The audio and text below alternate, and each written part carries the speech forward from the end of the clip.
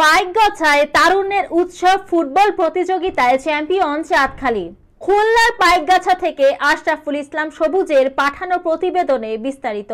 খুলনার পাইকগাছা উপজেলা প্রশাসন আয়োজিত তারুণ্যের উৎসব উপলক্ষে অনূর্ধ্ব-17 ফুটবল টুর্নামেন্টের ফাইনাল খেলা এবং পুরস্কার বিতরণী অনুষ্ঠান অনুষ্ঠিত হয়েছে।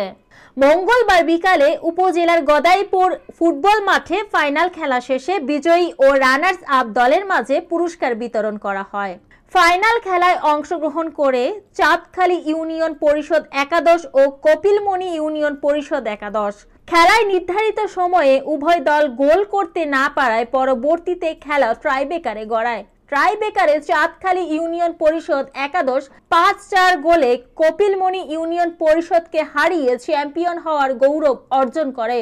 খেলা শেষে অনুষ্ঠানে প্রধান অতিথি হিসেবে বিজয়ীদের মাঝে পুরস্কার তুলে দেন পাইকগাছা উপজেলা নির্বাহী অফিসার মাহেরা নাজনীন। পুরস্কার বিতরণী অনুষ্ঠানে সভাপতিত্ব করেন উপজেলা সহকারী কমিশনার ভূমি মোহাম্মদ ইফতেখারুল ইসলাম শামীম।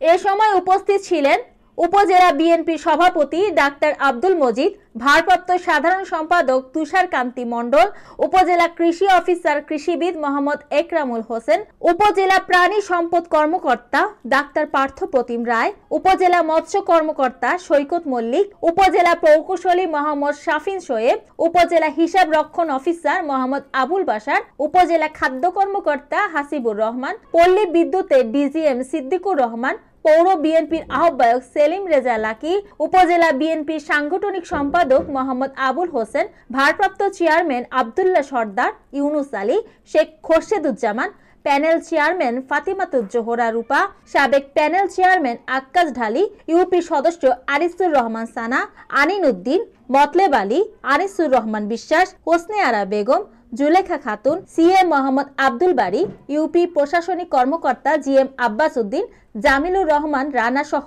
উপজেলাধীন সরকারি বিভিন্ন দপ্তরের কর্মকর্তা ও কর্মচারী এবং খেলোয়াড়বৃন্দ সহ বিভিন্ন শ্রেণী পেশার মানুষ এবং ক্রীড়ামোদী দর্শকবৃন্দ উপস্থিত ছিলেন।